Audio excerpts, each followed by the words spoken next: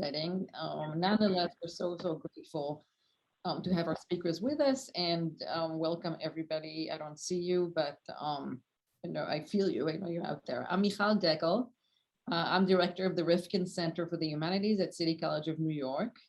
I should say, please follow us on our website, rifkincenter.org, and Facebook and Twitter. We have a lot of events that are really interesting, and a lot of them this year, for whatever reason, have to do with memorials. For example, we're going to have Susan Naiman here in March talking about learning from the Germans, about memorializing racial injustice and genocide and so on. So follow us. I will be introducing our three wonderful panelists, but I should say that for me, this is and I think for all of us, really, this is a very personal subject. It's not just an academic subject. We've all gone through this really two years of this pandemic in various stages. I happened to I was born and raised in Israel. So I was born and raised in a culture that memorializes extensively and that puts a huge focus on collective memorialization. So I grew up with a somewhat averse to collective memorials. I was sort of, I didn't want the state and groups to intervene in my own private memory. And now I live here, and I went through what everybody else went through. And one of the things two things happened to make me sort of change my mind about the need for collective memorialization. One was interacting with my students. I mean, I taught a class in the spring on representations of trauma. And again, because I come from Israel, I'm so sensitive, I was very hesitant to ask the students to talk about the trauma that they were living, really COVID. Finally, I did, and I said, you don't have to share. Just if you want, share, and if you want, don't. And you can share whatever you want, and you can share photos, and you can share. And an avalanche of stuff came to me. The students were so eager to share with each other. Some of them shared things.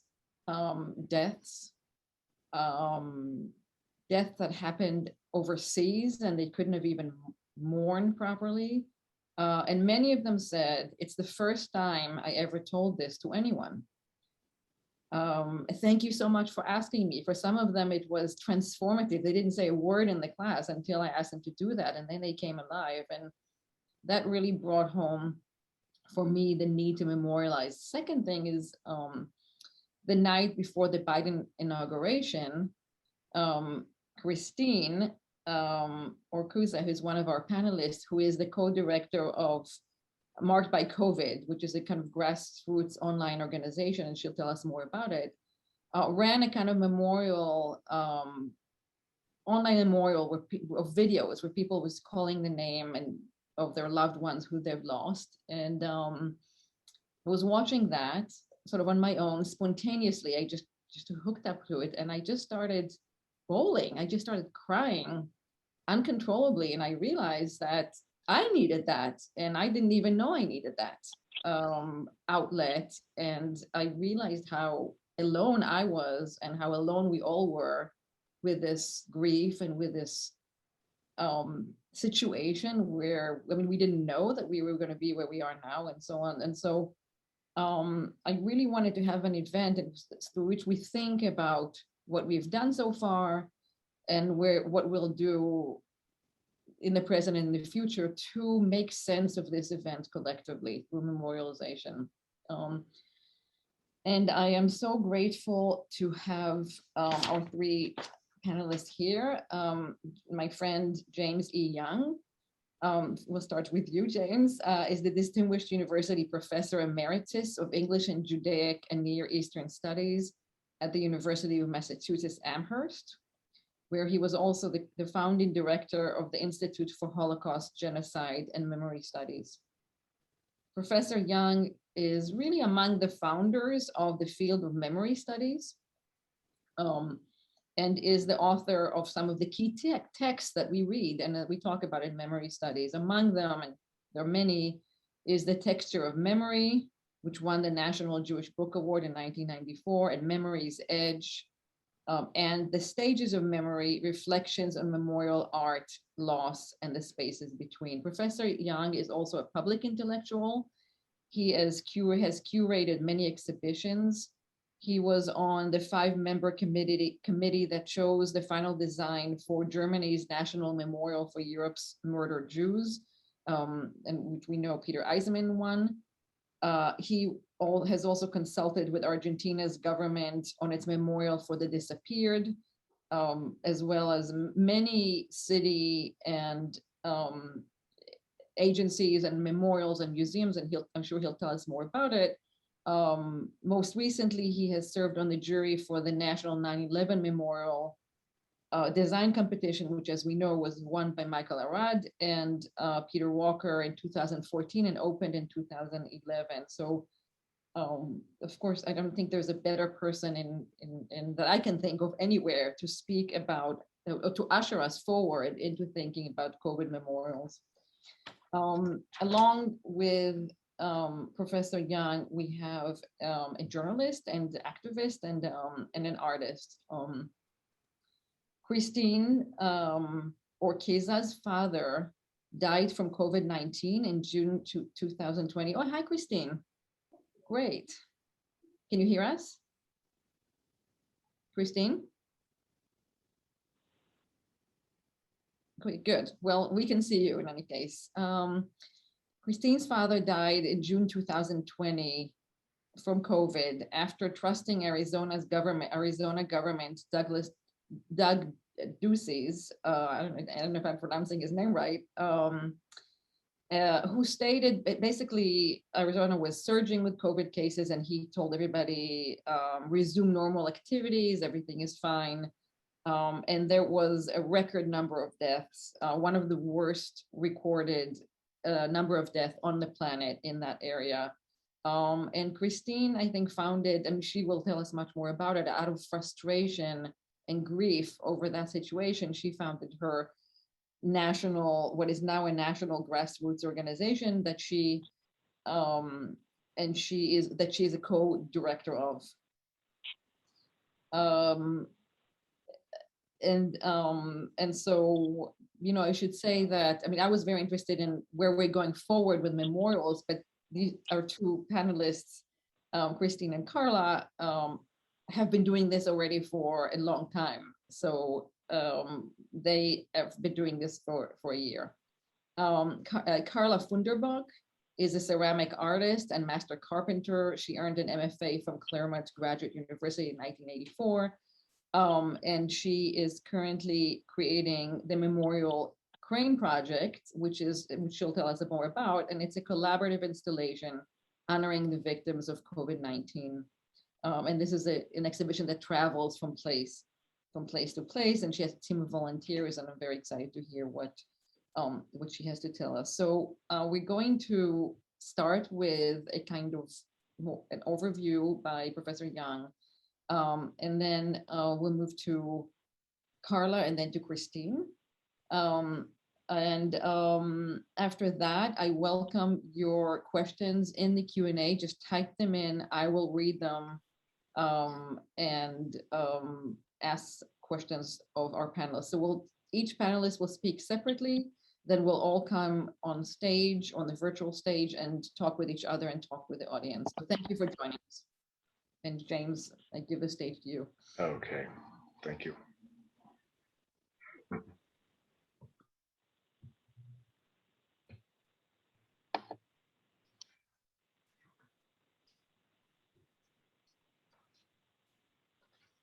So thank you so much for bringing us together. It's a complete honor, actually, to be, sitting here with you, Michal, along with my two favorite memorialists of COVID, Karla Funderburk and Kristin Urquiza. Here, I'd like to begin by reflecting on the difference between private personal memory of loss and the civic meanings we find with such loss. between what I've come to call personal and civic memory. In the 9/11 memorial process, where I was a juror, families of first responders, the firefighters, the police officers, the EMT drivers who died on that day made clear to us that they had two kinds of memory in mind: the agonizing personal memory of lost loved ones and the fact that they lost their lives in civic service to their fellow human beings. Their deaths were understood and grieved as both personal and civic losses simultaneously, and would have to be remembered as such in the 9/11 memorial, which Michael Arad arranged when he arranged the names in what he called meaningful adjacencies. And those who lost their lives as first responders had beside their name a ladder company number, a precinct office number, or an EMT number that identified them as being remembered both in a personal, private way and as a first responder. We wanted to be careful not to create kind of privileged memory, but we did want to distinguish between what we call personal loss and civic loss. A similar question faced the families of the children and others who were murdered on the island of Utøya, just outside of Oslo, Norway, by an anti-immigrant white nationalist. It was a kind of political genocide against an entire generation of Labour Party youth and their leaders. The families needed the space to mourn privately the personal losses of their children, even as the public would also remember these children as victims of a political assassin. How to hold both these kinds of memory in mind without allowing one to occlude the other. How to design a memorial space that allowed for both the family's needs to mourn their children and the public's need to remember the civic lessons of these mass murders. When posing these questions to the families and government officials in Norway during the July 22 memorial process several years ago, I raised another example of when the need for mourning personal loss can be swamped by society's need to draw civic lessons from such loss, and how to balance personal and civic memory in a memorial process. I was called to Norway to help them kind of work through their memorial process. And like other processes, when I got there, they said, "So can you just tell us what to do?" And my answer was, "Well, actually, I didn't come here to tell you what to do. I just came to keep you company as we figure this out together." And that's really something both to set people at ease, knowing that there is no prescribed process that's going to arrive at the right memorial, but you just have to respect understanding these kinds of memory, both civic and personal, and the needs of wider audiences and the families who are grieving very private losses. So I actually mentioned a process that it was fairly recent and that I was familiar with. In May 2013, just 6 months after the December 14th mass murder of 20 young school children and 6 of their teachers at Sandy Hook School in Newtown, Connecticut, a task force there, composed of all the town's 28 elected officials, voted unanimously to raise the elementary school and build a brand new school on its site. All options have been aired publicly at a great length, including renovating the school and dedicating part of it as a memorial shrine. But for both fiscal reasons, the costs of bringing renovations to contemporary code and complete rebuilding were almost the same, and psychological reasons, traumatized parents and children could not bear to return to the school. The task force chose total demolition and rebuilding. But when the town officials announced that in October that Newtown would not be holding a 1-year anniversary commemoration of the mass shooting, many were taken aback. First the building, and now the day itself were both to be erased.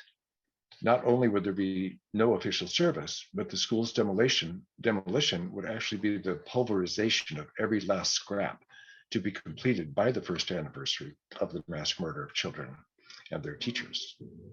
Instead of a day of remembrance, according to the town's first select woman, December 14th would be a day of good deeds and acts of kindness, Instead of turning a site of destruction into a memorial, the building itself would now be destroyed. In fact, by foregoing a public memorial service on the massacre's first anniversary, the town seemed to recognize the profound difference between the civic memory of those deaths and the personal memory of grieving loved ones. One is memory in the service of some civic goal or policy, for example, better gun control or tighter school security. The other is memory of a deeply personal, nearly unbearable family loss. Within weeks of the shootings, many of the grieving parents had gone to Washington pleading for stricter gun safety laws in the name of their murdered children. But of course, their pleas went nowhere. We had a newly elected Republican Congress. And the civic memory of their children's murder had now seemed to be in vain. They were forced to return home to resume mourning their personal devastating losses together. The town understood that the public memory of such an anniversary would necessarily come with civic reasons for such memory, whereby families' losses would be enlisted in the service of a civic cause, such as gun control or public security. And so it deliberately chose not to conflate these two kinds of memory on a single Memorial Day. Let the families and community mourn their losses privately, this irredeemable loss, not as political symbols, not just yet. This really brings us to COVID. During the height of the COVID-19 pandemic in spring and summer of 2020, when everything but the hospital shut down, thousands of people were dying every day in quarantined ICUs and COVID wards, their families forbidden from attending their last living moments, even to say goodbye. That's when it struck me like a gut punch. Of all COVID's many cruelties, one of the worst was how its infectiousness was preventing the memorialization of its victims in real time. The victims were dying in isolation, consigned to makeshift morgues, and buried or cremated without ceremony, without grieving loved ones present, without funerals or memorial services. For to commemorate the victims of COVID communally in real time would also be to turn the mourners themselves into new COVID victims. Memorial and collective grieving processes would have to be deferred until it was safe to come together again. But memory deferred is also memory transformed with new and devastating meaning over time.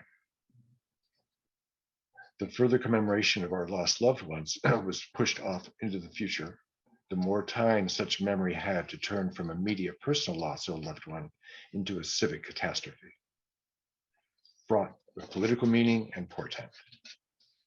Memory of lost loved ones would now be braided with strands of civic meaning in the memory of policies leading to how and why so many Americans were dying, which would now include the Trump administration's anti-scientific denialism, malicious inaction, and deadly incompetence. Over time, memory would morph from the grief of a family's tragic loss of a mother or father and into the collective fury of a nation betrayed by its leaders, suffering collective disaster of more than 700,000 deaths of its citizens. And Karla tells us today that the number is now about 780,000. Is that what Karla said?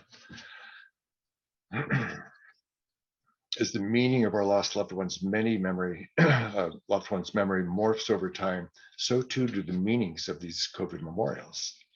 In the middle of October 2020, the artist Suzanne Bremen-Fürstenberg opened the nation's first large public memorial installation to the victims of COVID, a sea of 267,000 white flags on the Armory Parade Ground on the National Mall, denoting the number of victims at that time.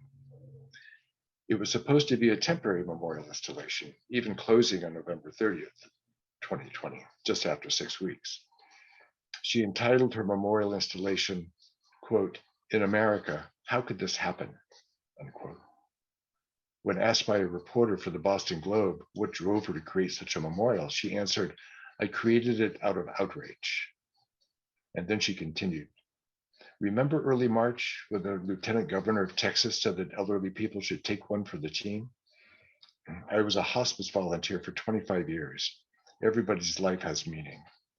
When she saw a headline in August calling the death toll a statistic, she could not let that stand. I do art to teach people what these big numbers are, she said. On Friday, September 17, 2021, just this last September, this memorial installation reopened. Its sea of flags now grown to 670,000 and renamed as a simple command. In America, remember. Here we might ask, remember what exactly? According to the Times coverage of the memorial's opening, Dr. Laura A. Valeni, a neonatal physician attending the opening ceremonies, recalled the scores of pregnant women who had contracted the coronavirus at her hospital in South Carolina. Babies have been born prematurely, mothers have died, and the surge of children has overwhelmed the pediatric unit for the past 2 months, she said. And then she added, I've been grappling with when it became okay for even one person to die of preventable illness. There's such tremendous grief. Dr. Valeni's memory is a blend of both personal loss of the mothers and babies she tended, and the civic meaning that has accrued around her tremendous grief, as in when did it become okay for even one person to die of preventable disease? My question here is, when does civic memory of COVID's victims turn into reparative memory of these victims? When Kristin Urquiza mourns her father's death from COVID, she remembers both her family's personal devastating loss and the terrible fact that a former president's lies and malign indifference to the pandemic contributed to her father's death. How does she hold these two kinds of memory, one personal and one civic, in mind at the same time? By holding these personal loss and a civic memory in mind at once, she allows such memory to become actionable and thereby reparative. By holding both civic loss and its lessons in mind, we turn such memory into reparative memory. Do we mean by this that such memory repairs the brokenness of the mourner's heart? No. Nor does it bring back lost loved ones. But if it leads to actions that prevent further infection, further death, and loss from COVID, and leads to policies that mitigate the spread of this disease and begin to compensate the communities hardest hit by the pandemic, such memory might then be called reparative, the ongoing mending of a world broken by COVID. Thanks so much for having me. I can't wait to listen here to Karla and Kristin. Thank you. Thank you very much, James. Karla? Hi, how are you, everyone? Thank you so much for including me in this panel. My name is Karla Funderburk, and I'm here in Los Angeles. I started the Memorial Crane Project. You brought up a lot of the things that actually drove me to start folding cranes. I was also overwhelmed with feelings of grief. I would be driving around Los Angeles in my car and just get flooded with this emotion of loss. And I knew that I wasn't alone in those feelings of we were isolated. What really happened was a friend of mine shared with me that her mother living in New York City and her husband's mother both died within the same week. And they were in New York City, and even though her sister lived like 3 blocks, of course, they couldn't go and say goodbye to her mother. And so it no longer, for me, it was no longer a number. It was someone that I had spent, holidays with, shared Shabbat with. It was a time when it was someone that I had enjoyed and cared deeply about. And so I would go home. It was through March and into May. I would fold cranes as a way to just process, because I was alone. We were all isolated, quarantined. I had to close my business. I have a gallery here in Los Angeles. And so as I was folding, I actually realized, I looked up and I have the very first crane I folded here in the gallery. And so I jumped over and picked it up. So as I would fold at night, it was May 14th that the number, I heard Rachel Maddow say the number ticked up to 88,000. And I'm like, oh my God, how am I going to represent 88,000 people at the rate I'm going? So I did the math and I figured it was going to take me 24 years to fold 88,000 cranes at the rate I was going. And then by the weekend, it had jumped up to 90,000, and then the number of years was 29. And I have a morning ritual of prayer and meditation. And in my meditation, it came to me that I am not alone, even though physically I had to isolate, I am not alone. And these people, even though they died alone or they were in a hospital, they weren't alone either, that we are interconnected and that we feel them and that we need to acknowledge them. So I felt this need to open it up to my community. Through the gallery, I have a large mailing list and friends. And so I put it out there and I started receiving, people would drop bags, Trader Joe's bags filled with cranes. And then I started receiving, I got a little bit of press, and then I started receiving cranes folded from all over the United States. And then it started Germany. I got a box from London. I got another box. And so as I started recognizing that there was definitely a need, that we needed to come together and collectively create this memorial. And then to honor what was happening is, because the gallery was closed, I decided to start installing them in the gallery. And even though I couldn't invite people in, I have large storefront windows and people would watch me. And at night I would just start stringing them, and I would string them and hang them from these copper wires. And the copper, I chose the copper in order to represent copper brings light to our homes through the copper wires, and it brings water, a source of life into our lives. So I felt like that was in a way also to honor these souls, because they brought so much life and light into our lives as well. And so that was what I would do at night, and neighbors would walk by and then they would want to know what was going on. And we were all with gloves and masks and shields, and I would invite people in one at a time. And then what I started noticing was that people were transformed, just as the piece of paper transformed into this symbol of healing, safety. The other reference, and what encouraged me to use the crane, the symbol of the crane, is my godchildren live in Israel, and I had gone to, they're part Japanese, and I had gone to my godson's bar mitzvah, and his grandmother, who I adored, taught me how to fold cranes on the flight back.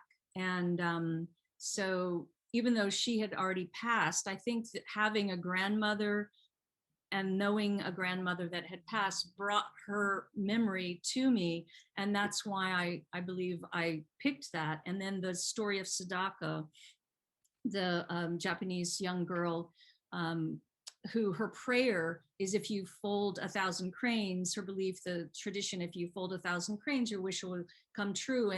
And her wish wasn't that she would herself heal, but that there was safekeeping and peace on earth. And also during that time, there was such lies and divisiveness. I felt that that's also a great symbol, not just the transporting to your next incarnation, the safekeeping, but peace on earth. And so again, that was why the symbol of the crane seemed fitting. And so back to when people would walk into the gallery, and usually it was one at a time, I had created a maze of I'm going to pull up actually, if I can remember how to do this. James is going to help me if I can't. Let's see, I'm going to share my screen, and then I'm going to pull up here some of the images from a few of the installations. Oh, let me see, go back there. I think I might have lost.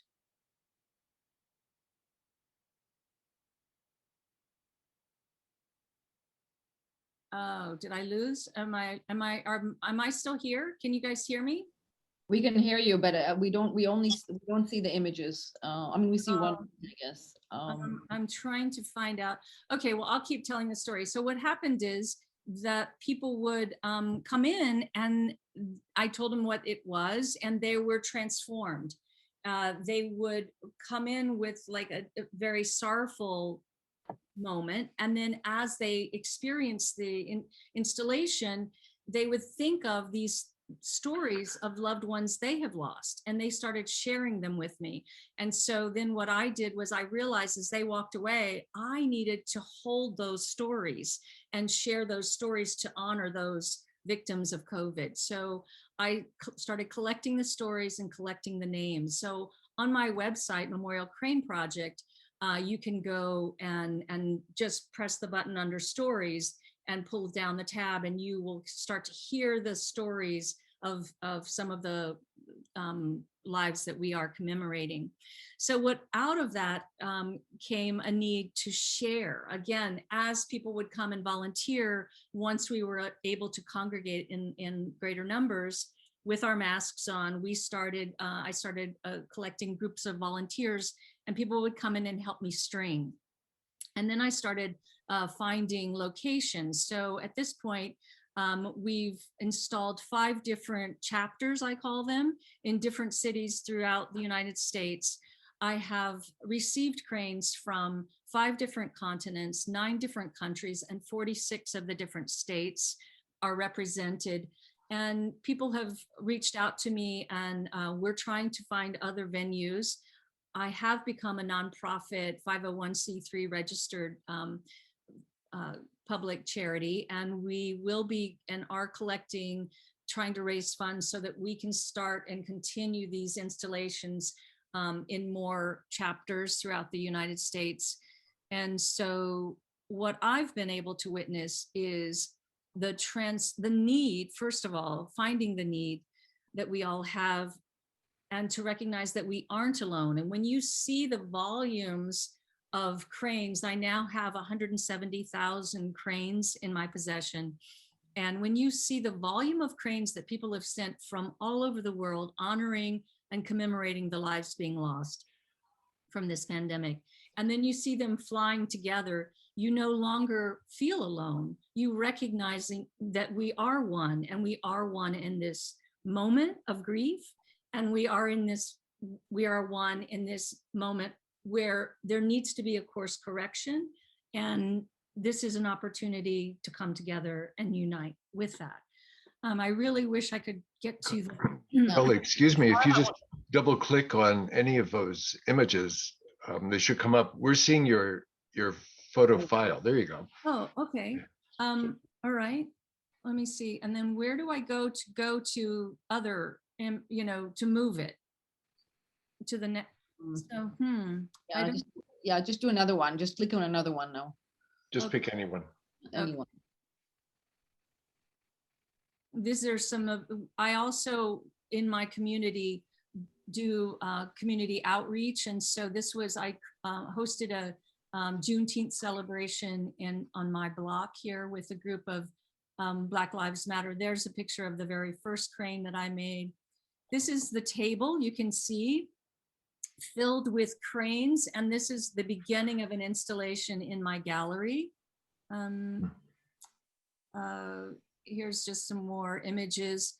One of the things that happens is they cast shadows, and even though there may only be 10,000 cranes installed per installation,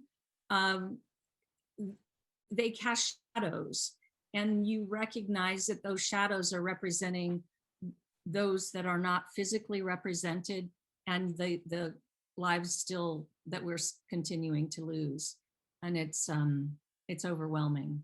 But you move through these installations.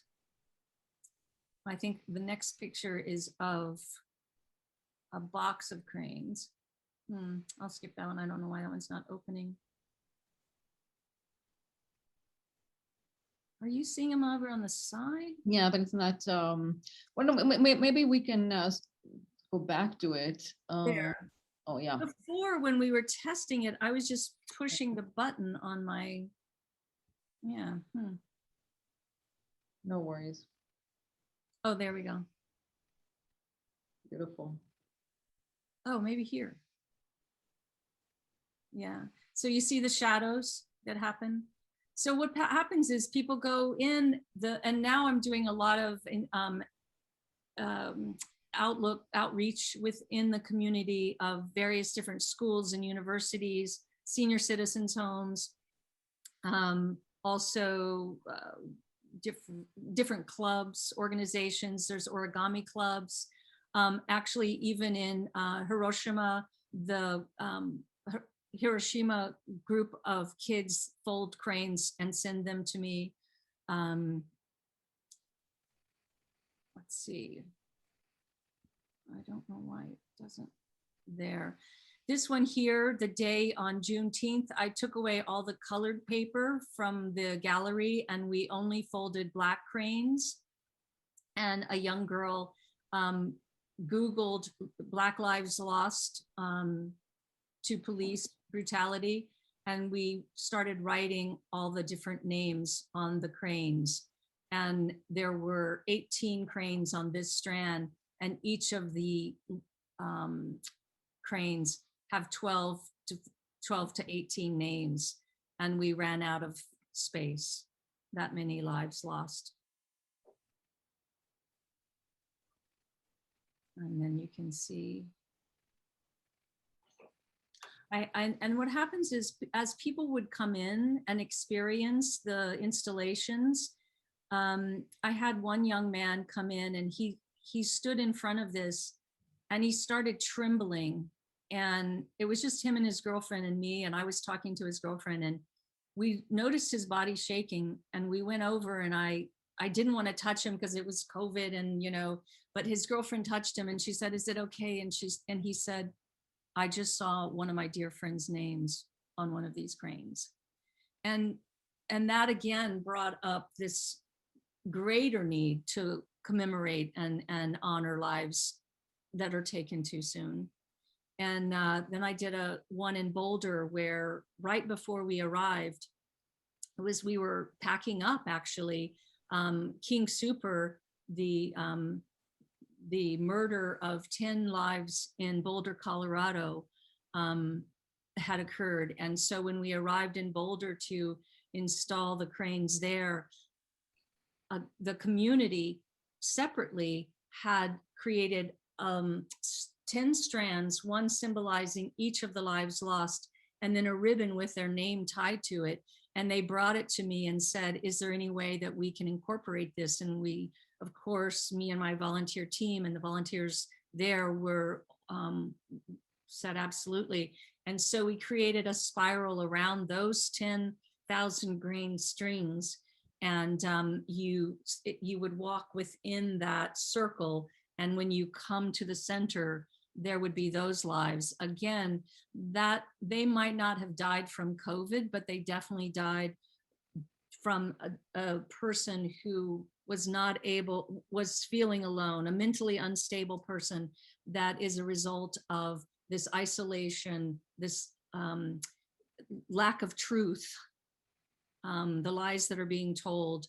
And so I felt like it was a direct result of the time that we're living in. And so it felt appropriate to honor those lives as well. Let's see, I'm gonna try to get to some more. There's another one. You can see here's one of the pathways through one of the installations. And the other thing that happens is that the cranes flying together, you feel that even though they died alone, they're not alone now. And that brings comfort to the family. One man brought in a bag of 3,000 cranes that he was a Japanese man with his wife's mom had died, so his mother-in-law. And he had asked his wife and his 2 daughters not to come because he was afraid that they would be overcome with grief when they walked into the installation. And as he moved through the spiral, he started weeping and he said, "I cannot believe how much hope you've given me at this moment by having the opportunity to witness this firsthand. And he regretted that he hadn't brought his family. I'll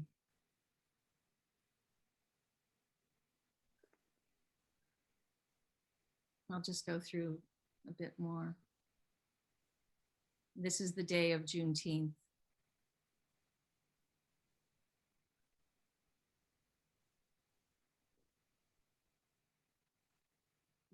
Okay.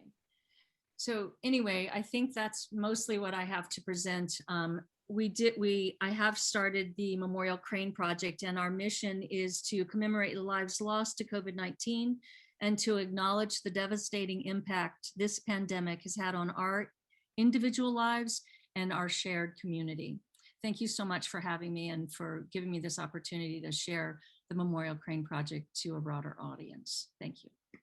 Thank you so much, Karla. And I have more questions for you, but afterwards. Thank you. This is wonderful work. Kristin, are you there? Karla, just I guess share your screen. Thank you. Great. Kristin?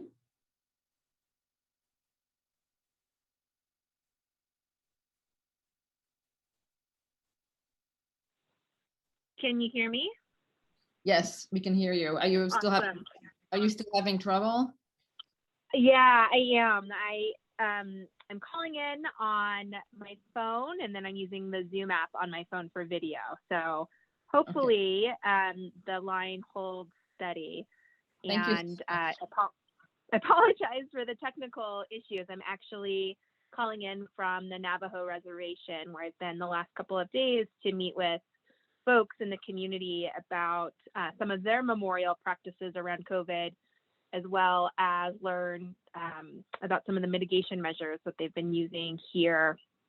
But before I talk further, I'll be happy to kind of take a couple of steps back for folks who don't know me and introduce myself. My name's Kristin Urquiza, and as was stated earlier, I'm the co-founder and co-director of an organization called Marked by COVID.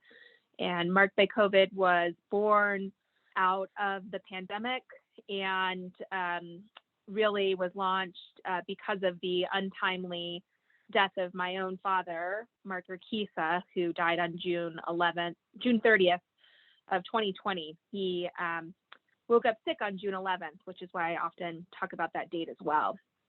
And listening to Dr. Young earlier speak about memory being deferred, just really brought me back to those first few months of the pandemic, and how I was in constant conversation with both my parents about what was going on, what mitigation measures they should be taking, and keeping really close tabs on their activities and sort of the information that we were all getting from news sources and public health experts. I did that not only because I cared about my parents, but despite the fact that I went to Yale and just graduated with a master's in public policy from Berkeley, I knew that if things would get bad, that my parents would be probably in the first tier of people, if you will, to have high exposure. And that's because I grew up and am from a low-income community, primarily community of color, and it's the type of community where people in the neighborhood, didn't have the extreme privilege to Netflix and chill, but were folks that were going out and working every single day during the shutdowns, and just interacting more with people, by working in the grocery store, being in the pharmacy, or being in the fields. And in fact, my dad was an essential worker. He worked in a manufacturing company for an aerospace industry, and had to go to work through a majority of the shutdowns. But that's not where he got sick. As was alluded to earlier, my dad was a follower of President Trump and our governor here in Arizona, Doug Ducey, both Republicans. And while my dad believed that that coronavirus was real, that he, believed it was a serious threat, and would take my daily phone calls where I would ask him what he was doing and making sure that he was, just going to work and coming back home. And, as soon as the state of Arizona reopened and the governor went on a PR spree saying, hey, we are on the other side of the pandemic. If you don't have a pre-existing condition, it's safe. It's safe to return to normal activities. You will be fine. Take a loved one out to dinner, get out and about. And those are the exact words of the governor of Arizona in May 2020. And not just early May. This was May 28th of 2020.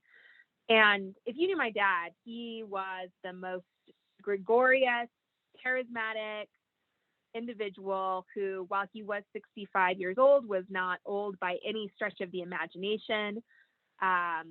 Huge into sports, Latino man, so comes from a huge community, 6 brothers and sisters that all still kind of live in a similar neighborhood. And, as soon as he got sort of the thumbs up from the people he trusted that it was safe to start resuming normal activities, his tone of voice changed with me whenever I would call him and say, Dad, it's still not safe. And he would say, Kristin, why would the president say it's not safe if it isn't? And I couldn't compete. I couldn't compete with the microphone coming out of the White House. I could not compete with cable news and social media channels who were reinforcing that it was time to get back to normal.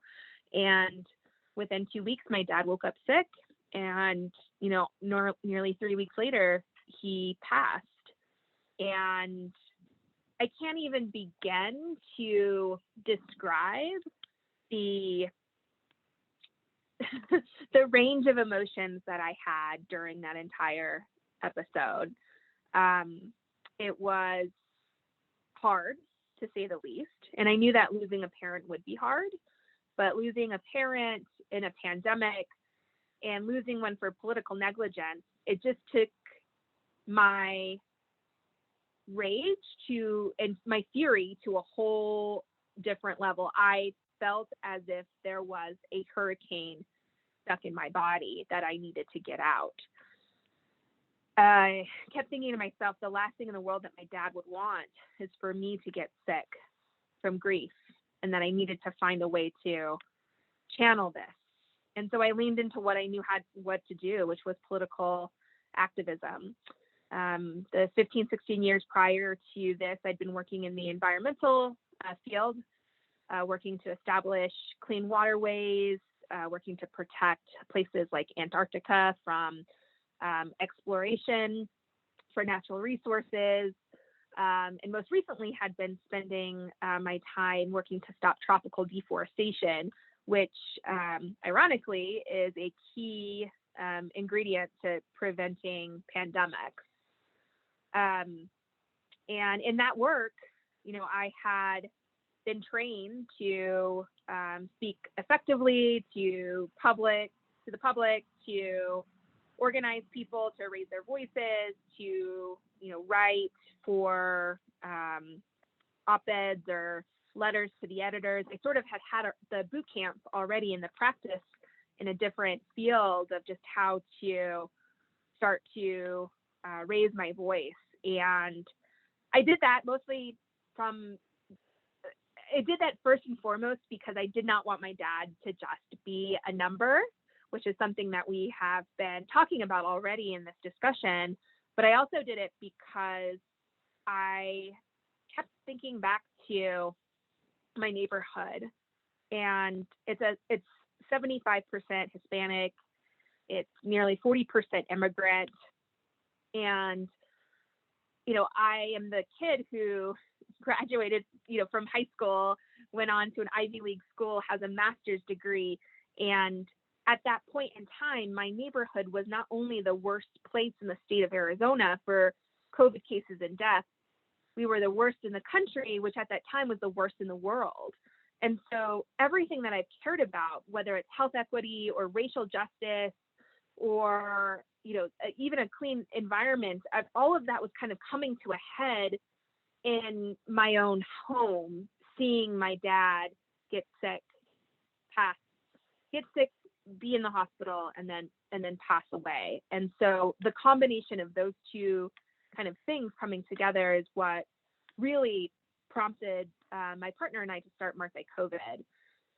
I will also share that, shortly thereafter, the thing that kept us going was the floodgates of other people who were mourners or grievers coming to me through whatever channel they could find, whether it was Facebook or Instagram or Twitter, finding my contact information online and writing me emails and calling my phone saying, what you're doing is, I wish that I could be doing this. I wish when my parent had died, I would have known what to do to be able to, tell my mother's story, and she should be here. This should not have happened. And another piece that really resonated with me too was so many people saying, because I had written and run an obituary for my dad where I called out politicians for not prioritizing the lives of people of color in the response to the pandemic. And I had several people coming to me out of these different channels saying, I had a loved one who died, and had I had the money to place an obituary, I would have written, or would have hoped to have written something as exactly like you had written it. And really seeing the obituary as a tool of exclusion for so many voices really sort of put a fine point of, if I really care about issues of justice, I can't let, there's so many people that I'm speaking for. While my story is tragic, while my pain, my personal loss is so acute and insurmountable, it felt, I knew that it was not an isolated incident, that there were, tens of thousands, millions of people feeling like me. And so that's really what kind of got the organization Marked by COVID going, and what has kept us going despite, the challenges that we've had over the course of the last year. But Marked by COVID, just to share a little bit more there, and then I'll be happy to, turn it back over. We are founded by, led by people directly impacted by the virus, mostly folks who identify as either having long COVID and or people who have lost loved ones. And a lot of times those folks are one and the same because the virus, is so transmissible. And the direction of our work is really decided by the survivor and victims, families, communities. We're working on a few pieces of remembrance as well as accountability, and then finally to prevent future pandemics. So on our issues of remembrance and memory, we have successfully gotten a bill in both the House and the Senate to establish a permanent COVID Memorial Day that would be observed the first Monday of March every year. And, our thinking behind this is that this event is hopefully going to be the largest, hopefully we don't have anything larger than this. It's going to be the single most, disabling and deathly sort of event of our lifetimes. And because so many people have not actually been able to partake in those rites of passage that are associated with mourning and grief, we need a time and space to collectively mourn and sort of wrap our head around just the chaos of this pandemic. So that's our COVID Memorial Day legislation that we're working on. But we're also working closely with artists and others in the community to raise the profile for the need for permanent memorials. And then on the piece of accountability, we've been calling for a commission similar to the 9/11 Commission to fully investigate the response of the federal government and local governments to have that record of what happened and why, so that we can pass down that unvarnished truth to future generations so that they do not make the same mistakes that we made, that they can learn from that, but that also we can have the truth, as much of the truth as possible for the grieving and mourning families, which is something that I hear every single day from people, is that they want to know why. Why did this happen? Why was it their loved one? And so that's a piece too, I see, for healing and memorialization as well. So I guess I'll just pause there and say, in conclusion, I really appreciate the invitation to be here, because something that I have learned along this journey over the course of the last year actually harkens back to what put me in this place in the first place, was really sort of understanding that it is so important to have people directly impacted in the room when things are being made that really represent what it is that they've gone through. And I know that Professor Young mentioned this earlier about I'm not here to tell you what to do. I'm here to kind of hold space with you as we figure this out. That is something that is so essential to it's the essential piece that I think will help give this grieving community a little bit of what they need to process what has happened to them and to go on. So I just want to just acknowledge and say thank you for making space for me and for Marked by COVID to be here, because I have seen over the course of the last year and some change just how essential it is to have survivor representation, whether it's in this room, in the coronavirus White House panel or task force, and all of these different spaces in which decisions are being made about our lives and the lives of our loved ones past. So thank you. Thank you so much, Kristin. And I invite our panelists to come back on video, and I will come back on video for a moment. Hi there. So this was, wow, it's giving us a lot of, I have so many questions, and we have some questions for from the audience as well. I'll start off with my question, and then somebody just texted me a question.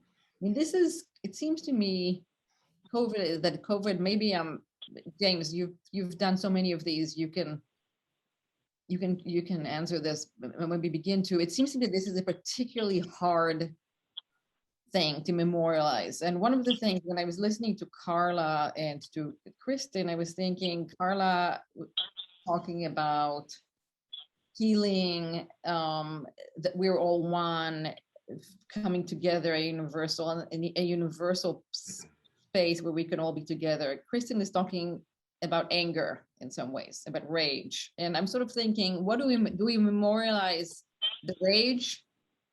Or do we memorialize the inequity of this thing and the politics of it, or do we memorialize the ways in which we are one, or do we need a number of memorials? Yeah, I was trying to work through the way to hold these different kinds of needs for memory in mind at the same time. I found that in several places, like in Norway, for example, the needs of the families kind of got stepped on a little bit by the larger public's need to remember this as a political assassination. But you have to be able to have both at the same time. I mean, in literature, we used to call this kind of negative capability, holding these two different thoughts, even opposing thoughts in mind at the same time. Personal grieving and civic grieving, remembering the firefighters as fathers, sons, and mothers, who passed on the one hand, but also remembering them as having shown up to save lives, and having literally died to save lives, died these civic deaths. And we have to be able to think of these at the very same time while moving forward. And one of the big issues with COVID memorials is that because we weren't allowed really to commemorate communally in the beginning, there was all this time passed. And the further we kind of pushed our commemorations forward, the more time we had to kind of build anger. Excuse me. And this anger resulted in action, political action in Kristin's case, which is fantastic. Marked by COVID is an organization dedicated to telling the unvarnished truth and to preserving unvarnished memory and not have it spun by politicians toward very narrow political aims. And for this, I'm so grateful. So that's one kind of memorializing. Karla taught everybody how to take the time it takes with their hands, and during that, the making of the crane, you're actually through this tactile experience, you're actually remembering a lost loved one or somebody, and giving yourself that duration to mourn. Thereby internalizing it and then externalizing it in this beautiful, this beautiful crane, which then she collects. So they go from individual mourners to being collectivized or collected by Karla and strung together so that the sheer numbers, show this as a civic catastrophe when you pull them all together. If you left them just in the family's hands, they would remain individual, private, personal memories. But Karla has collected them, and when viewed together, they're really overwhelming. No wonder somebody shows up and begins to tremble. The installations I've seen are just that moving. So all these ends of memory we try to keep in mind at once. And I wanted to follow up a little bit on Mariana Hirsch has put together this reparative memory prospect called Zip Code in New York City, where especially hard-hit neighborhoods in Harlem and Bronx need to be remembered toward very particular ends. And these deaths need to be remembered, I think, toward reparative ends. There need to be compensations. There needs to be special care for kind of underserved and under-recognized and more vulnerable communities. And so I wanted to add, the notion of reparative memory to civic memory and personal memory, and just to see how we get there. Are these stages of memory? Do we go from the personal to the civic to the reparative, or do we, by acting on civic memory, do we, lead ourselves toward reparative memory? And I wanted to kind of throw those questions out and those terms out. I can see what Karla does and what Kristin does, both as forms of reparative memory, because they're acting, they're creating actionable memory that we need to act on, that inspire people to act and to mitigate against new disease, and to be prepared next time this happens and not to repeat the mistakes of the last administration. Thank you. Kristin, do you want to answer? Yeah, absolutely. Can you hear me all right? Yeah. Great. I was just thinking about how, I was just thinking about a lot in relationship to that sort of question. And I guess I guess the things that come to my mind are,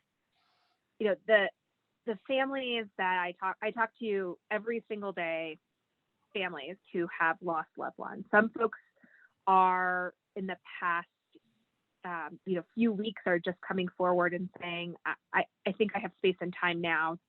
I'm in a place where I can be active. And, they lost a loved one in March of 2020.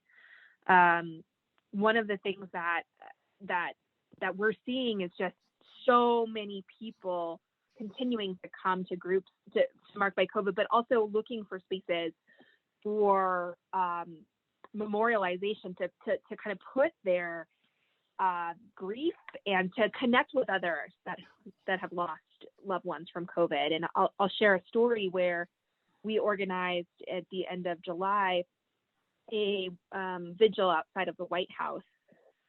This was during our lobby days, in which we partnered with 12 other COVID groups to bring the bring the community together to not only have a vigil, but to also advance our call for COVID Memorial Day. And it was the first time that I had met many of the people that I've been working with for over a year in person. And it had been probably like 4 or 5 months since I had a cry about my dad, about my own loss. But at that vigil together, being able to embrace others who had lost COVID, and also people that I hadn't seen in a long time who had lived in DC, it turned out I wept in a way that I have not wept in such a long time. And, you know, this memorial that we held, it was, you know, everything went wrong about it. We had tech issues. It was raining the hour before, but people still turned out in droves holding pictures of their loved ones just to be able to hold space for each other, for themselves, from those who have passed, and to have community. And so I one of the people I remember most was this young man who hadn't lost anyone. He was probably in his early 20s, and he collapsed to the floor at one point and just started crying and saying, I just feel so much grief about the, you know, 500,000 people, 600,000 people, however many people it was at that point, who have passed, and how we have not recognized them at all. And so when I think about like what needs to happen in action is absolutely needed. And I think that memorialization is an important step towards this sort of reparative action as well that is needed in order to ensure that communities are protected and rebuilt in a way that provides not only some healing, but resiliency, and ensures that, you know, we're not only passing on what happened, but we are not creating further divides in our already divided society. I think every single day about the 120 plus thousand children who lost a caretaker. Many of them lost both caretakers during this pandemic, and we have not we've barely started to talk about them, but they have lived over the course of the last year in deep grief, without, their parent or grandparent or caretaker. And, there's just so many facets to this pandemic and to the crisis of this moment that we can never do enough, I think, individually as well as collectively, to be able to really rebuild in a way that heals. So I do think we need both. I think that more is better, and I think that we need artists, we need people directly impacted, we need academics, we need spaces like this to just kind of bring out what we've experienced and what we've gone through. And I know so much of the country kind of wants to be like, oh, move on, like, we're past this, I've got my vaccine, I've got my booster, I'm ready for Christmas. But that's actually not where so many of us are.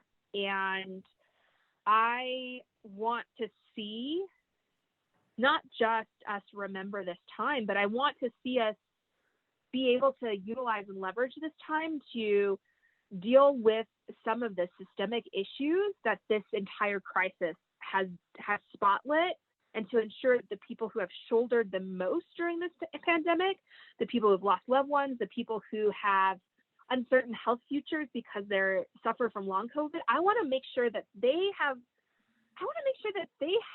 a foot in the door to economic prosperity as well as happiness. And I think as a result, we have to do a lot of work to remember and to act from that. And I have seen over the course of the last year, people who have never, raised their hand to say, yes, I'll make a phone call to my elected official, do that. And I have spent so much of my time just like doing these type of meetings with people where I'm teaching folks how to actually contact their local representative, because there's so many barriers to access, whether it's technology or just intimidation. And I think we're in a moment right now where people want answers, both for their own health, but also for the well-being of future generations, their community. And so I definitely think both is needed for us to be able to potentially move forward in a way that is equitable and just from this crisis. Thank you. Karla? Yeah, I agree. I think we need both types. I think one of the things that really moved me was that when people would come in, they would share with me that they felt overwhelmed and that they felt like, what can I do? What could I do to make a difference? And by folding that crane and being a part of this community art project and this collaboration, it stood for them. It stood it showed them that they could do something. They would say to me, I don't feel like I can do much, but I can represent my loved one, or I can represent someone, a good friend's parent or whatever. And so by their participation, they felt empowered. And I think that's what I feel is important right now, is to feel that your voice matters, and that your action, that you can take action, and then take action like Kristin has with her organization, which I admire and have been watching and seeing the results of that. And it's awesome that you are now able to say that the first Monday of March is going to be recognized as Memorial Day for COVID. That's amazing. Congratulations. I know that's a lot of work that brought that about. One of the things that I just recently read in the LA Times was that the total number of the total number of US deaths divided into 4 represents an orphaned child. So today we have 751,000 deaths in America, and that equates to 187,750 orphans. And I mean, that is shocking. And on November 3rd, 2 days ago, we are still losing an average of 1,880 lives. So people want to move on, but I mean, I think that's where we do need both. We need that outrage, and we also need to feel that it's not just a number, that we're representing a life that's represents someone's family member. Someone was loved. That person was loved. And I think that's where I find the beauty of the project that I'm, working on, is that you see the beauty of that crane, you representing the beauty of that soul, representing the light that they brought into that person's life. And when the stories get to be shared, you hear the grief, but you also hear that they don't want to live in the anger. They want to live in the memory of the love that person represented in their lives. And so I think that's what binds all of us together, and what is represented as you move through the project installation. You feel that love, and therefore I believe, I know that I find the hope to go on, the belief that we can do it better. And so it's sort of lighting a light. It's giving a guidance.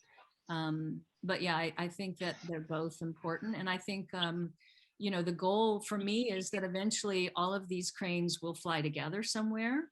Right now they're in, different locations, 10,000 here, 12,500 another 12,000. My goal is that eventually they'll find a platform that we can, maybe it's not the cranes particularly, but that we do need a permanent memorial, a monument for all the lives that we're losing. Thank you. So this is a question from a member of the audience. I guess I just go to these places of anger and politics and resentment naturally. We spoke about the fact that there's a large part of the population that just wants to move ahead and forget about this. But there's a large part of the population who also doesn't believe this is real and still doesn't believe this is real. And now I know that even after 9/11, after widely commemorated genocides and events, there was skepticism. And there were some people who were skeptics, but I don't know if there was anything like this, where this is a huge part of the population who still denies this and don't believe any trauma happened. Will we really be able to make a national memorial in this context? I mean, how do we fight this? I think we will. Just as we've overcome deniers of all stripes. Holocaust deniers, in fact, probably partly inspired the U.S. Holocaust Memorial Museum. Because they set out to make sure that everybody knew that had happened, and that they even wanted to prove it, which isn't what memorials and museums should be doing at all. But it does teach people how to ask the question, why is it, in other words, you never argue with the denier, but you have to ask the question of the denier, why is it in your interest to deny these historical facts? If you ask a neo-Nazi why he denies the Holocaust, the answer is fairly clear. You can't really be a new Nazi and admit what the old Nazis did. I can only be one if there wasn't really a Holocaust, or it wasn't as bad as everybody said it was. And the political spinning on the pandemic, it was clear that Trump saw this in March, 2020, as bad for him. He just reduced it immediately to, is it good or bad for me? And concluded it was bad for me, so therefore had to downplay it. It was in his interest to downplay it, and he almost got away with it. Leading to we've got these three kind of near-death experiences, and one being COVID, which is actually a death experience, and then the other being November 3rd, the election, which when he came very close to being reelected, and January 6th, a near-death experience for our democracy. And the people who are perpetrating these events on us are united in preserving political power, whatever they can, left of it. And it's really hard, again, to hold that in mind, and the need to mourn privately and personally. So this is where I'm trying to see how one moves into the other, or how we do this together. We have to leave room for personal mourning.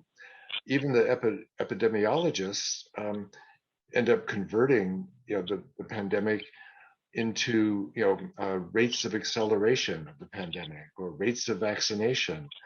It becomes a complete numbers game, and not the individuals who are passing 1,800 still a day, which is just so dispiriting, so discouraging.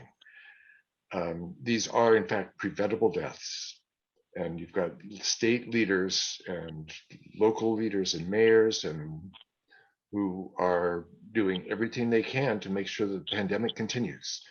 You have to call them pro-COVID. There's no other way to put it. Kristin? Yeah, it's definitely intimidating. There are folks out there who don't believe that this is real, and have probably not experienced it in the way that others have. But I kind of think about this question a couple of ways. One, building off of what Dr. Young just said, is that there's always been deniers.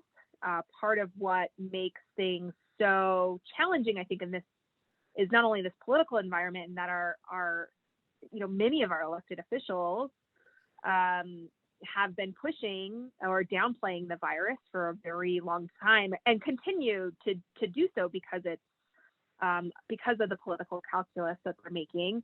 But also there is a proliferation of disinformation as well as misinformation that is being spewed from cable news and recirculated through social media channels. And so I think we have, as far as like the landscape, I think is a lot more, there's inertia for kind of helping downplay the need for a permanent memorial or the need for memorialization. But I do think that one of the things that gives me hope towards this being to happen is just my own work over the course of the last year. Something that I was completely blown away by was when we started to talk to elected officials about the need for a permanent COVID Memorial Day. We had over 150 mayors who had been contacted by our people in our community sign proclamations and ordinances in support of a permanent COVID Memorial Day and the call for permanent memorials. And these mayors were not all Democrats. They were also not all from like big cities that had seen the worst of it. These were small city mayors, big city mayors, Republicans, Democrats, rural, you name it. We had mayors across the country, blue states, red states, and everywhere in between saying like, we need to do this. And I actually think the process of memorialization is a vehicle for unity. And I also think that we can't not do it. More and more information is also coming to light about just the mental health and other health effects of delayed trauma.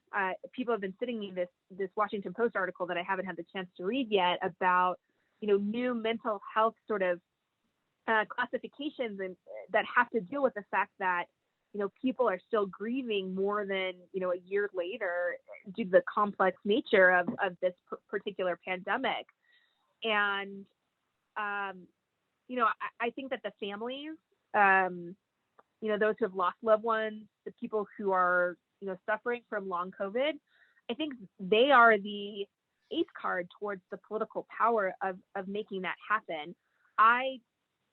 Again, I talk to people every single day who share with me their stories of loss and trauma and healing. And the single thing that everybody wants more than anything else is the thing that's top of mind is recognition.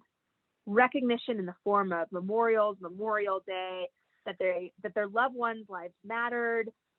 They want to see the name of their loved one somewhere. They want to see a picture of their loved one somewhere. They want to have a space where they can go, where the people who lost a healthcare hero can go and teach their children and grandchildren. Oh, your father, your papa, Martin Addison, he died on the front line to help save other people. And this space is for Martin and for everybody else. I'm actually getting a little emotional thinking about this because these are real people who have passed. And so the thing that I try to do in my work is to help connect people with the resources that they need in order to put the political pressure on to make these things happen. Because while there is a very loud, opposition out there, at the end of the day, we are so much more, unfortunately, there are so much more of us, people who actually really, really need these spaces, that are continuing to be made because we're losing 1,800 people a day, but also because we are still seeing people coming out of their mourning cloud saying, yeah, I lost my loved one a year ago. Put me in, coach. What can I do to make a difference? And so I think that for myself, I try to stay focused on people who believe, people who want to do something, people who are open, and get them involved to be able to kind of create momentum on the other side. And then just on a personal note, I don't think I will ever be able to breathe as deep as I once did until we have proper memorialization. Like, I'm in it, and I'm in it because I went through this terrible experience that completely changed my life in so many ways. And I have, like, the vessel of my body has, like, been, and I bet, like, Karla as well has taken in so many of the stories of others whose lives were needlessly lost.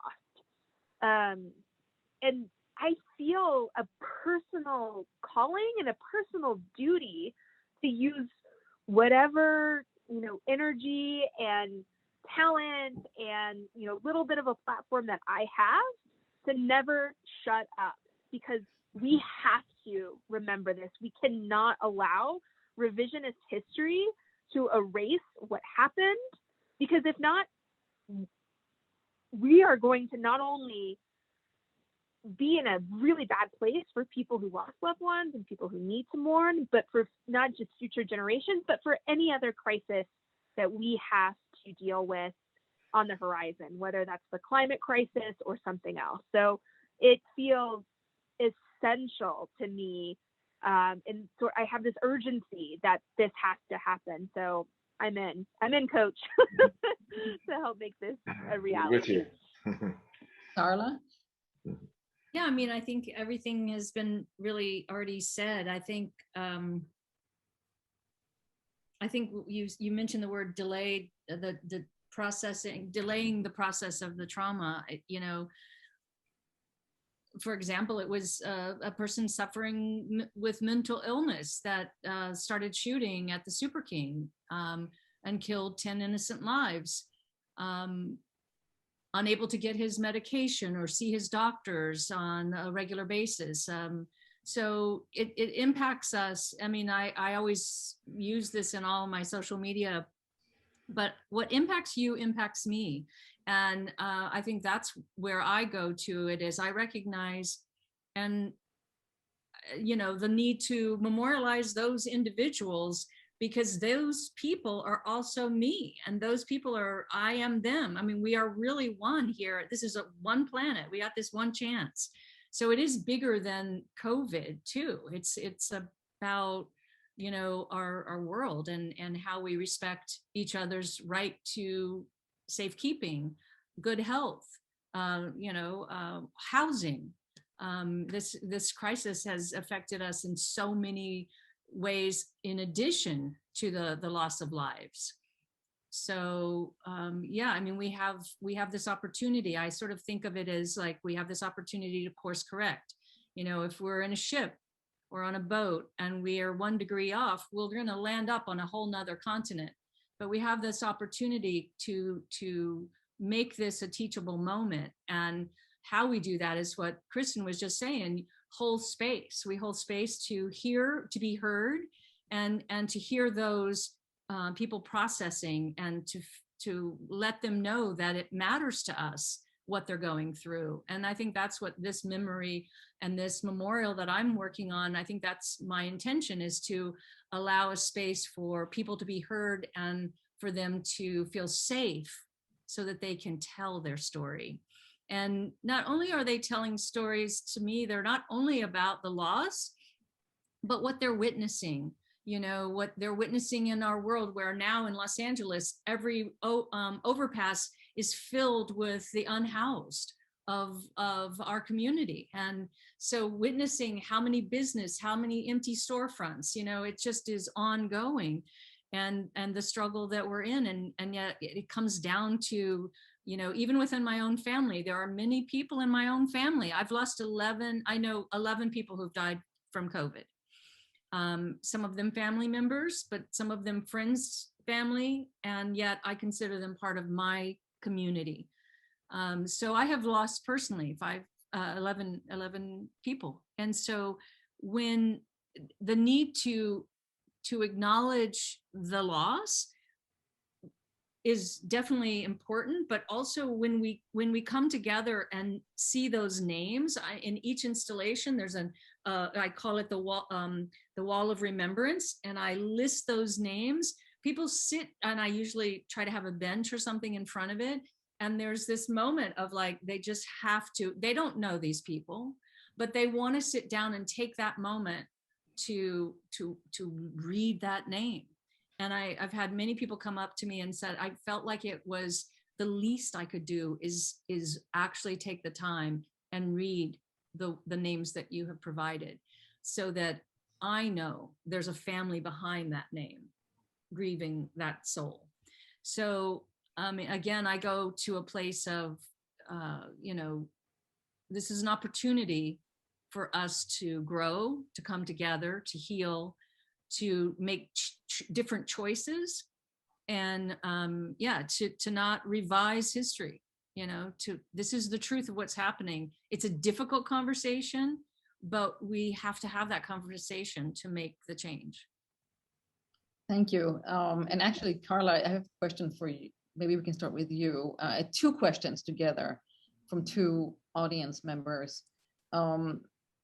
And the first one is, somebody wrote that there are many memorial projects, COVID memorial projects now that are focused on visualizing the death toll by creating one unit for each life lost, like your memorial, like the COVID ribbon memorial, the hearts and COVID memorial wall, some chair memorials, and so on. And our audience member is wondering why you think visualizing the death toll has been so central to this. Is this the civic aspect of memory? And I think to build off on that, we have another question. And what I'm hearing, when I'm hearing you and Kristin, I'm hearing you say we have an opportunity to come together as a community, and maybe an opportunity that we didn't have before, or more than we had pre-pandemic. I think that's what I'm hearing. And the question is, has the long isolation created, has that made community building aspect of your project especially urgent, and also possibly easier to create at this moment?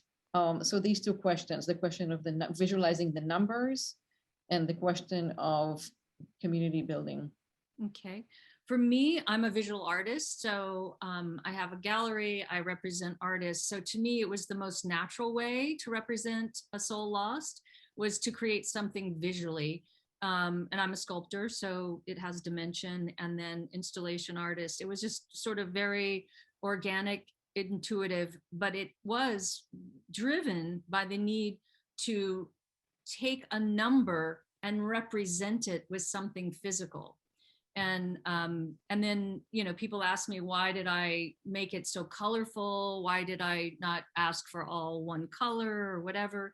But I also, and I have different sizes. I don't know if you can see these, but this is a contribution I just recently received. This is a bag, and see how in the bag, they've written on the bag 310.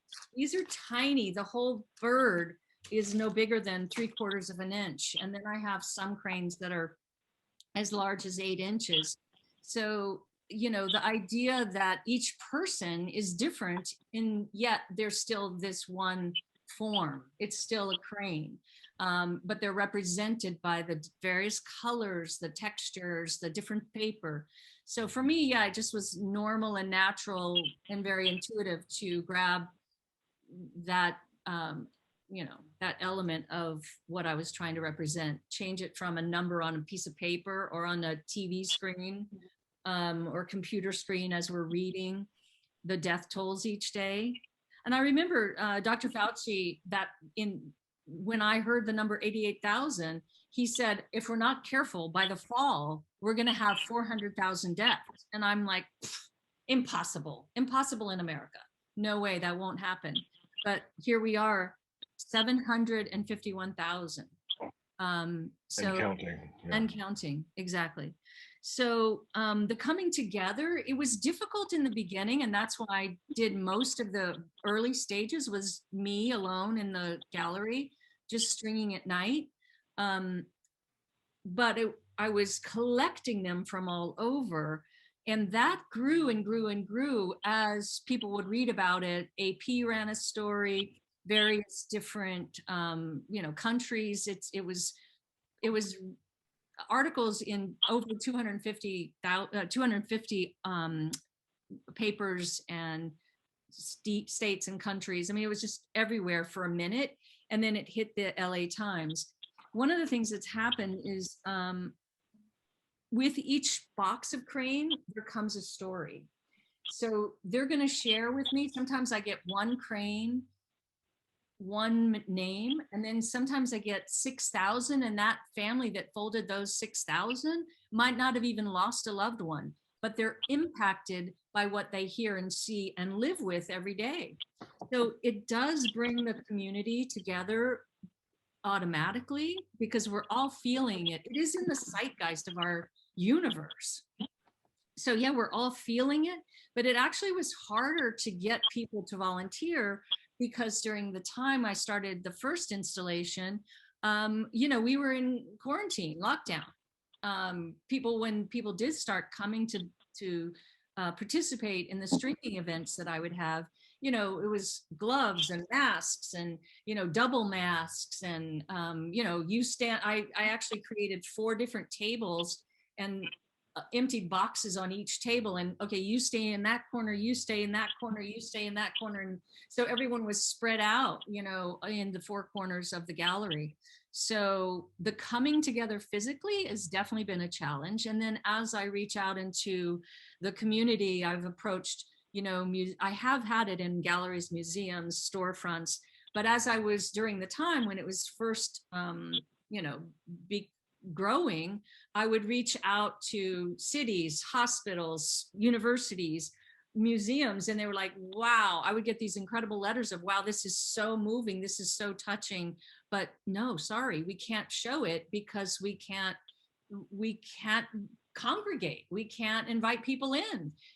Or I would find a place they're like, yeah, you can show it here, and it would be a closet. Nobody was going to be able to see it because nobody could get to it and there were no windows. So it's been challenging to find locations for sure. But now as more people are vaccinated, it's sort of getting air under the wings again. And we have 3 potential places coming up. So I hope I answered that. Kristin? Can you still hear me? Yes. Great. My internet went a little off for a minute, so I think I missed the full question. Would you mind just repeating it? Yeah, I mean, my question, it was a two-tier question. The first one is why do many memorials have the need to visualize the actual number of deaths?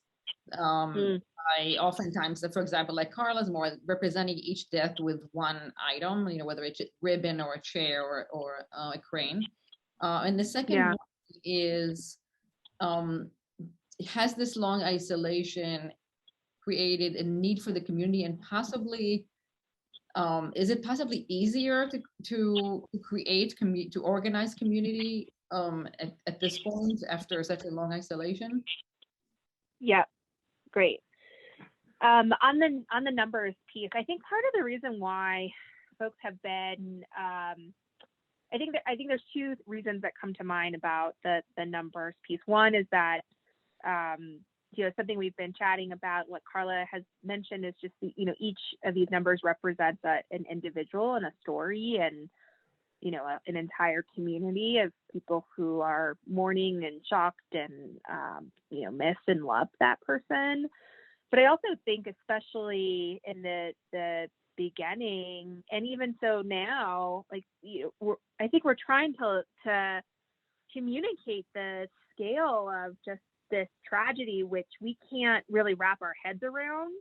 And oftentimes when I publicly speak on the issue, I talk about how we need mobilization on all different levels of government and individual and society on the scale of something like a world war or a massive like Reconstruction type period in US government, because that is the type of loss and the type of shaking that has happened to all of us.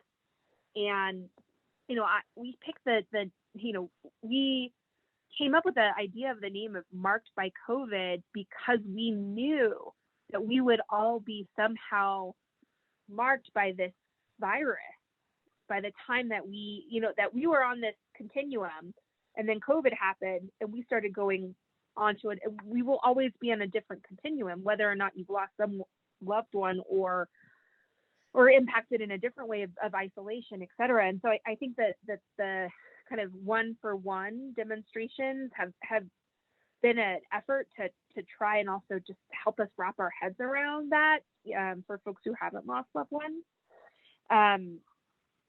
For the piece about, isolation and coming together, for me in the beginning, and even to this day, I've had such hesitation about gathering with people. One, because, for the majority of the pandemic, we've not had consistent advice. We don't have a coordinated national data-driven response in which every state is sort of, uplifting the best and kind of moving forward. It's completely night and day between California, where I live, and Arizona, where my mom lives, and I spend about half of my time these days at. And, we had a community member visit family in Mexico a couple of weeks ago, and she came back and was like, guys, it's night and day there. Everyone wears a mask. Everybody, is socially distanced. Like just everyone is kind of on the same page. And, as a result, I think for a lot of folks in our community, gathering, whether it is, in person to memorialize, to connect with one another, has been a challenge. But as more people are vaccinated, as we figure out our language of how do we set those boundaries and how do we protect our own boundaries and respect other boundaries, as we continue to build that language, I think that you will see more people coming out for different, memorialization events. And one example I have is a woman named Rima Saman, who started a memorial called Rami's Heart. She lost her brother. He was 40 years old at the beginning of the pandemic. And she, did this memorial on the New Jersey beach. And then over the course of that memorial, it gained so much popularity that they worked with a local farm to move it from the beach to the farm for permanent installation. And they just had their ribbon cutting ceremony in September. And there were, I think, 400 or 500 people that ended up coming to that from in this tiny town of Wall, New Jersey. Folks from, all across that area, as well as people across the country, came for it.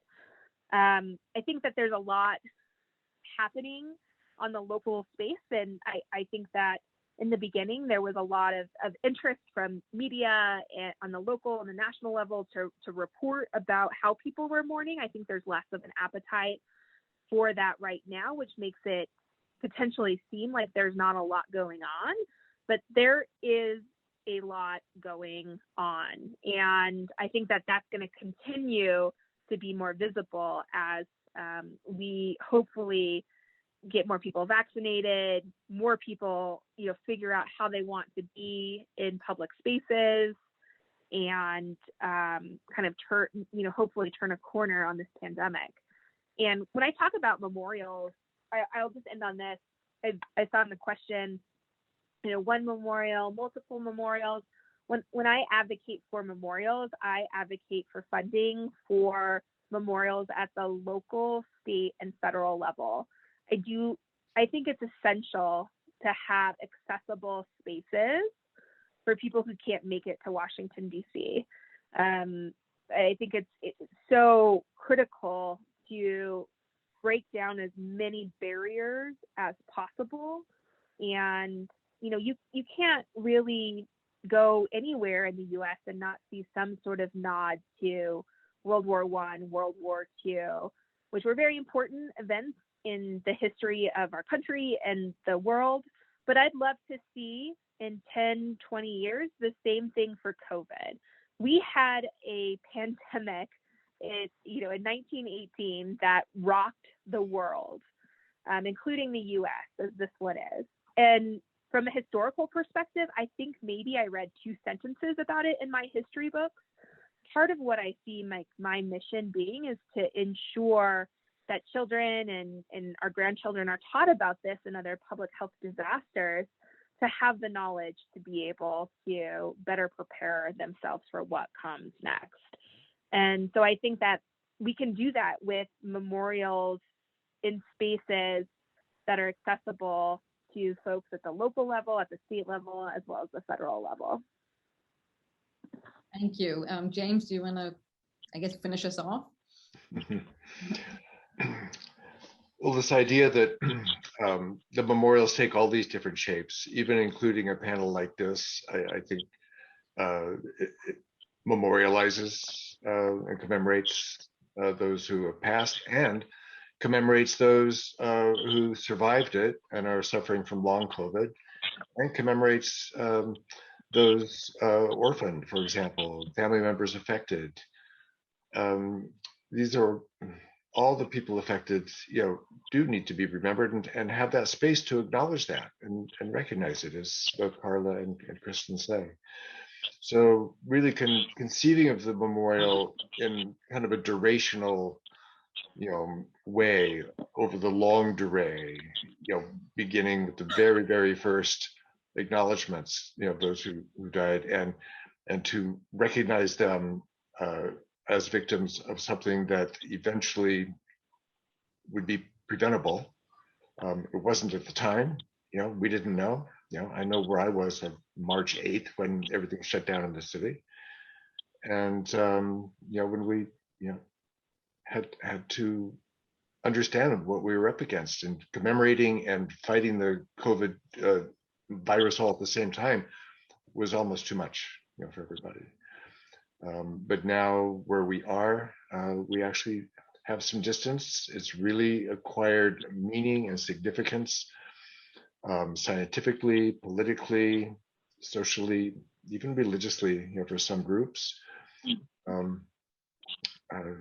Nothing will be the same, and we have to understand, how this has, shaped us inwardly, and how memory of the pandemic will continue to shape us for a long, long time.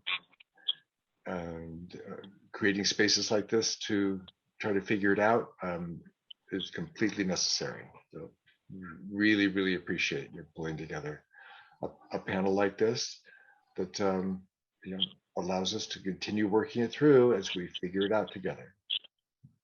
Well, thank you so much. I completely agree. And listening to everybody and also to the audience questions, I'm thinking we will have more panels like this in the next year as we try to figure out this moment that we're in, where we've been, where we are, and where we need to go from here. I should mention that for those of you who don't know, City College is located in Harlem. And it's a neighborhood that was very much affected. Our students are affected in ways that we're only now starting to understand. And we are at the Rikfind Center, part of the zip code memory project that Professor Young mentioned earlier. If you want to look at that, that's zcmp.org. And that is an organization that memorializes the COVID in certain neighborhoods and recognizes that the pandemic hit communities very inequitably in New York and elsewhere. So thank you so much for joining us, and to be continued. And good luck with your work, Kristin and Karla and James and I, as academics, will do our share. Thank you. Thank you for joining us, everybody. Thank you all. For having me. Thank you. Thank you so much for holding this space. Super meaningful. Yes, for me too. Thank Okay. you for joining us. Be in Bye-bye. touch soon. See you all soon. Bye Bye-bye. now.